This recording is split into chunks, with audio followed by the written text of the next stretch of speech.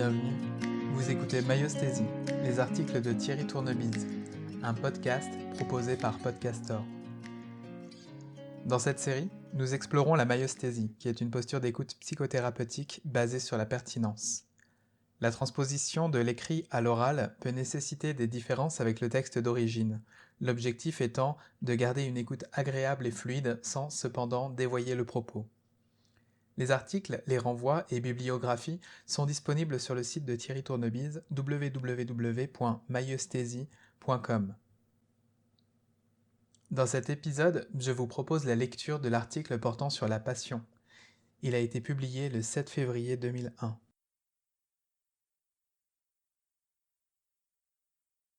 La passion.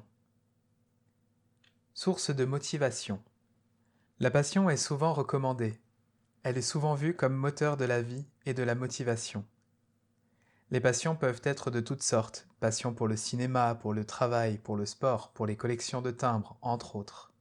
Pour ce mois de février, mois de la Saint-Valentin, j'évoquerai naturellement la passion amoureuse. De nombreux aspects de celle-ci pourront être aisément explicites pour d'autres types de passions. La passion amoureuse a naturellement un côté merveilleux. Elle contient ce potentiel d'élan qui fait vibrer. Ce type de passion a un plus par rapport aux autres passions car elle pousse deux êtres l'un vers l'autre avec une fougue qui ne s'encombre pas de la raison. La passion est aveugle, naturellement.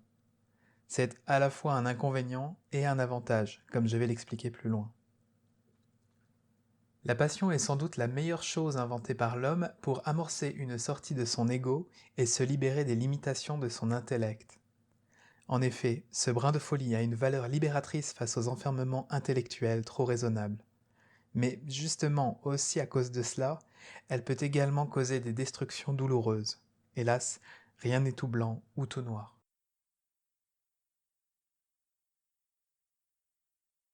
Reprenons au début. Un être humain a bigrement des difficultés à accepter la différence des autres. Oh, certes, nous n'arrêtons pas d'évoquer le droit à la différence. Nous nous offusquons face au racisme et à l'intolérance. Tout ceci est plus que louable. Mais qu'en est-il vraiment ? Sommes-nous déjà seulement capables d'accueillir la différence des êtres qui vivent sous notre toit ? Oui ? Oui et non ? Ce sont souvent les êtres que nous aimons le plus, que nous écoutons le moins. Comment cela se fait-il ? Seulement nous pensons tellement bien les connaître que nous ne songeons même pas à vraiment les écouter. Dès qu'ils commencent à parler, nous imaginons déjà la suite pour répondre à leurs demandes. Celles que nous avons imaginées, mais pas forcément celles qu'ils étaient en train d'exprimer. Plus nous croyons connaître l'autre, moins nous savons l'écouter, car la conscience que l'autre est autre nous échappe en permanence. La différence fait un peu peur, non pas parce que nous sommes des monstres, mais peut-être parce que si nous ne sommes pas pareils, alors nous nous sentons seuls, en danger, sans appartenance. Nous compensons cette insuffisance d'existence personnelle par notre ego, qui nous conduit à faussement nous affirmer et à trop souvent faire de l'ombre à l'autre. Judicieuse béquille, mais encombrante conséquence. Alors la vie est maligne, nous sommes inconsciemment très malins. La passion vient à notre secours.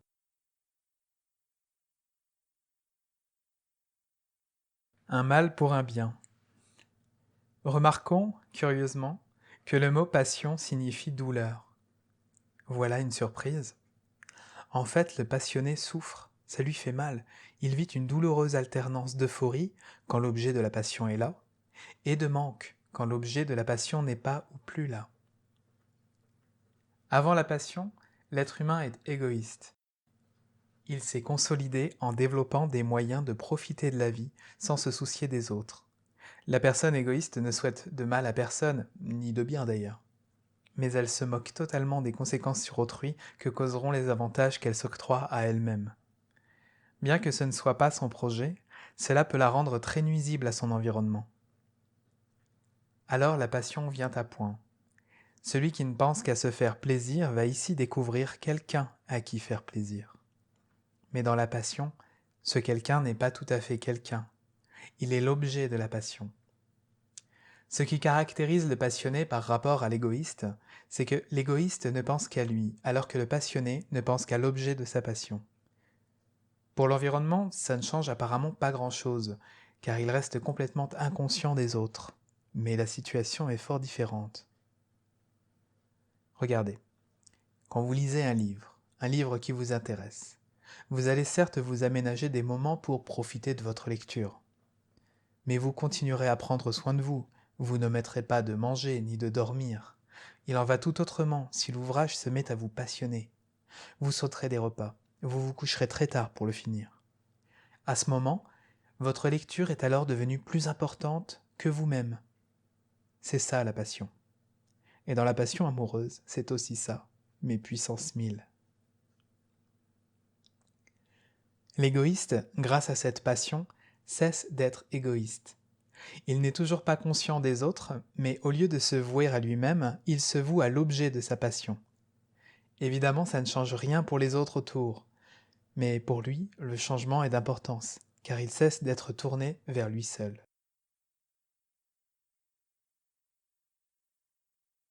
Un serre-joint à défaut de prise rapide. Quand nous collons deux pièces de bois, il est nécessaire de les maintenir serrées en attendant que la colle prenne. Pour cela, on utilise ce qu'on appelle un serre-joint. Si on le défait trop tôt, les pièces se décollent. La passion joue un peu ce rôle. Désolé si l'exemple n'est pas très romantique. Je ne suis pas le dernier à être sensible à la poésie, à l'amour et à tout ce qui permet de l'exprimer, mais là il y a une nécessité de vie et de développement de l'être humain qui est juste au niveau du serre-joint. Contrairement à ce qu'on pourrait croire, ce n'est pas l'amour qui fonde un couple. L'amour n'y est que potentiel. Il n'est encore qu'une promesse à venir, qui donne tout son sens à cette rencontre. Au début, il ne s'agit pas d'amour, il s'agit de besoin de l'autre. Un besoin de l'autre qui contient une promesse d'absolu. Alors, tout devient consacré à cet autre exceptionnel. Incapable encore de s'ouvrir à la différence de l'aimer, ni à la richesse de cette différence, le besoin de l'autre joue le rôle d'un serre-joint en attendant la prise du ciment d'amour. L'amour est une colle d'un type particulier. Il permet à ceux qui s'aiment, qui ont dépassé le stade amoureux, d'être unis par une dimension qui les rapproche sans jamais altérer ni leur liberté, ni leur intégrité, ni leur respect de l'autre. Cela ressemble sans doute à une sorte de cinquième dimension où le sentiment n'est plus un lien, mais une profonde ouverture à l'aimer. L'amour n'est certainement pas un lien, mais plutôt une ouverture, un respect, un partage, une grande considération et reconnaissance. Il s'y trouve des délices plus grands et plus fulgurants que dans la passion, que ce soit au niveau de la sensualité, de la communication ou du partage. Peut-être dans un autre article, je préciserai les différences entre la pulsion, le désir et l'amour, qui sont des éléments très distincts dans la vie d'un couple, mais tous importants. La passion, quant à elle, est bel et bien un lien, dans le sens attachement, dépendance. Les circonstances y sont vécues dans un fabuleux élan, mais aussi dans une certaine irréalité qui empêche de s'y trouver vraiment comblé. Ce lien, parfois décrié par les amateurs de liberté, est une incontournable nécessité. En faire l'économie, c'est ne pas trouver la liberté. C'est comme ça que j'ai vu des gens si attachés à la liberté qu'ils n'ont jamais fait l'expérience d'être libres. Le fameux ciment d'amour ne semble pas être à prise rapide. Si la passion disparaît avant que l'amour ne soit à point, alors les pièces se détachent et partent chacune de leur côté. C'est ainsi que certaines personnes expérimentent plusieurs collages infructueux, la difficulté pour la fois suivante étant qu'il reste toujours des traces de colle de la tentative précédente. Ce n'est pas ici l'objet de développer ce sujet, mais je rappellerai juste qu'on est vraiment libre qu'une fois réconciliés. Ceux qui finissent une histoire ne pourront en démarrer une autre pleinement que s'ils sont libres de la précédente, et ils ne seront libres de la précédente que parfaitement réconciliés. Je ne peux pas, dans le cadre de cet article, développer davantage la notion de réconciliation. Pour en savoir plus, vous pouvez consulter le dossier psychothérapie de ce site.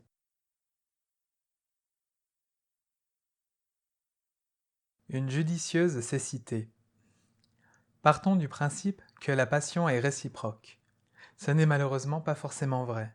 Vous avez sans doute remarqué que les histoires d'amour de notre littérature sont pleines de ces situations, où l'un aime l'autre, qui ne l'aime pas, qui lui-même aime un autre, qui ne l'aime pas non plus, etc., etc. Mais assez souvent, heureusement, nous trouvons des amoureux réciproquement amoureux. Dans ce cas, ils bénéficient tous deux d'une judicieuse cécité. Pourquoi judicieuse?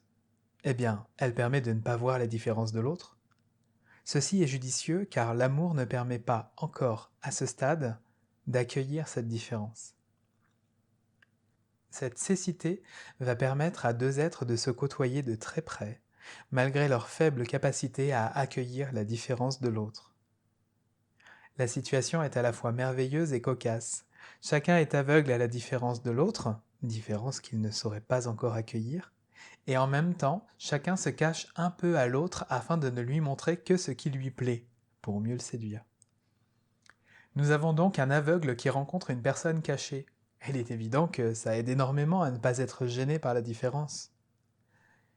Mais c'est grâce à cela, si tout se passe bien, que l'ego va se défaire pour continuer à cheminer vers une plus grande considération de l'autre.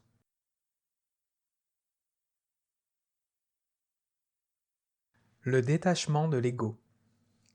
À l'intérêt égoïste succède donc la passion. Puis, quand la passion s'atténue, parfois même elle s'arrête d'un coup, ce qui était caché par la discrétion de l'un et par la cécité de l'autre apparaît. À la passion succède alors la désillusion, un réveil. À la désillusion succède la déprime, premier niveau de conscience venant après les niveaux d'inconscience. Notez l'aspect remarquable du mot déprimer. Primer, c'est mettre en premier. Déprimer, c'est ne plus mettre en premier. Cela semble une catastrophe. Il est vrai que ce peut être extrêmement douloureux. Cela va de la douleur parfaitement surmontable jusqu'à l'intolérable conduisant au suicide. C'est donc à prendre très au sérieux. Mais ce qui semble une catastrophe est en fait un réveil, pour ne pas dire une naissance, de la conscience qui s'ouvre d'abord à soi-même, puis à l'autre. Cette expérience du vide est une invitation à se combler en découvrant de façon plus précise la véritable origine de nos vides que jusque-là nous ne faisions que compenser. C'est une étape majeure au cours de laquelle un individu s'ouvre à lui-même.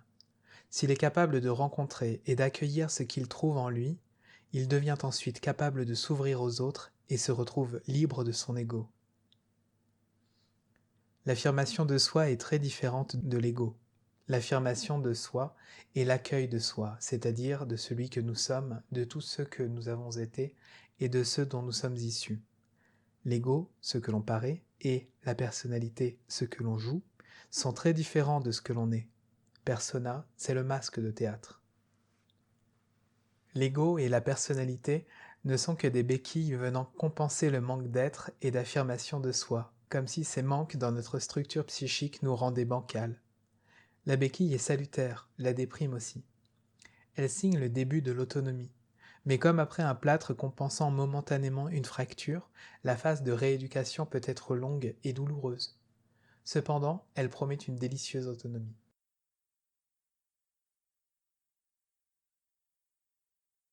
Couple, creuset de vie.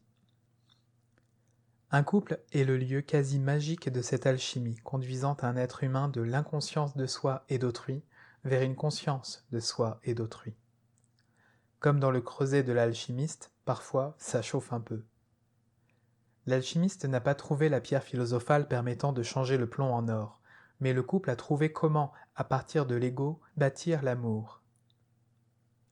Il y a certainement autant de différences entre l'ego et l'amour qu'il y en a entre le plomb et l'or. Et il semble que ça marche. Oh certes, pas toujours. De nombreux couples sont en souffrance, mais de comprendre tout cela pourra un peu les aider. Les enjeux sont même encore plus nobles. Très souvent, un couple vit une aventure systémique. C'est-à-dire que les problèmes de l'un sont exactement ceux qu'il faut pour aider l'autre à prendre conscience des siens, et inversement. Quand je dis problème, je veux dire les manques qui nous habitent. Toutes ces parts de celui que nous sommes, de tous ceux que nous avons été et de ceux dont nous sommes issus, qui n'ont encore pu trouver leur place dans notre structure psychique. Le couple est le lieu d'exception où cela peut s'accomplir. Cela lui confère un aspect précieux, où, curieusement, ce qui nous gêne le plus chez l'autre est souvent la raison spéciale pour laquelle on a été inconsciemment vers lui plutôt que vers un autre. Ce que l'on reproche le plus est souvent inconsciemment ce dont on est le plus demandeur. Naturellement, le couple n'est pas le seul lieu de l'existence où se produit cette maturation. D'autres situations comme les réussites et les échecs professionnels, l'aboutissement plus ou moins heureux de projets, maison, voiture, activités sportives, appartenance à un club, toutes ces circonstances aident dans ce même sens. Mais le couple reste un lieu privilégié car très intime. Il s'y joue des enjeux subtils d'ouverture à l'autre, de découverte de soi.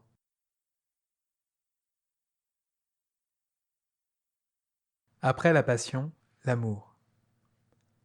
Un couple commence donc son histoire par la passion. Celle-ci a fait couler tellement d'encre et aussi, hélas, parfois le sang. Le piège est de croire que, quand la passion diminue ou s'arrête, le couple est fini. En réalité, ce n'est pas là qu'il finit, c'est là qu'il commence. C'est là que le mot amour prend tout son sens, passer d'un besoin de l'autre à une ouverture à l'autre. Certains évoquent à tort, pour décrire cette mutation des sentiments, une sorte de passage d'un feu vivifiant vers une tendresse lénifiante. C'est sans doute qu'ils n'ont jamais franchi le cap. Dans la passion, le vécu est imaginaire et ne comble jamais. S'il semble vivifiant, ce n'est qu'en comparaison de notre torpeur. Dans l'amour, le vécu est dans une réalité jusqu'au plus profond de soi et apporte un sentiment de plénitude. On n'y connaît plus le manque. La rencontre y est au-delà de tout ce que peut s'imaginer un passionné. Il s'agit alors d'une vie emplie d'ouverture à l'autre, de respect, de liberté mais aussi de sensualité. Une sensualité ouverte à la vie, par la vue, le toucher, le goût, l'ouïe. Une sensualité évidemment aussi dans la sexualité. Cette sexualité ne s'y vit plus dans le besoin de l'autre. Les trois composantes, désir, pulsion et amour, y trouvent leur équilibre pour offrir au couple s'aimant ce qu'il y a de plus grand à vivre. Passer de la passion à l'amour, c'est passer de l'imaginaire à la réalité. C'est passer de la magie d'un feu d'artifice à la véritable fête qui le suit. La fin du feu d'artifice ne marque pas la fin de la fête, mais son début. La passion est comme une flamme qui nous attire en nous faisant croire que rien n'existe autour. Elle se vit dans l'imaginaire, mais elle est un fabuleux moteur vers la suite. Dans cette suite, la flamme de départ peut sembler dérisoire car l'amour, lui, est plutôt comme une étoile donnant naissance à des planètes. Il s'y trouve un monde habité où la véritable rencontre peut s'accomplir. Cette rencontre se vit dans la réalité et fait du quotidien une fête grandiose, si grandiose qu'elle en est illimitée. La passion n'est ni mieux ni moins bien que l'amour, ce sont des étapes différentes, toutes deux importantes, dont l'une prépare l'arrivée de l'autre. S'enfermer dans la première nous prive de la seconde, et vouloir directement la seconde ne fait que nous en éloigner.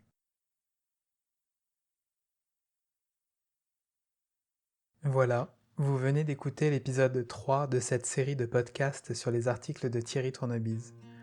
Vous pouvez retrouver toute la bibliographie et de nombreuses publications à votre disposition sur son site www.myesthesie.com. Je vous remercie d'avoir écouté cet épisode, passez une bonne semaine et à bientôt.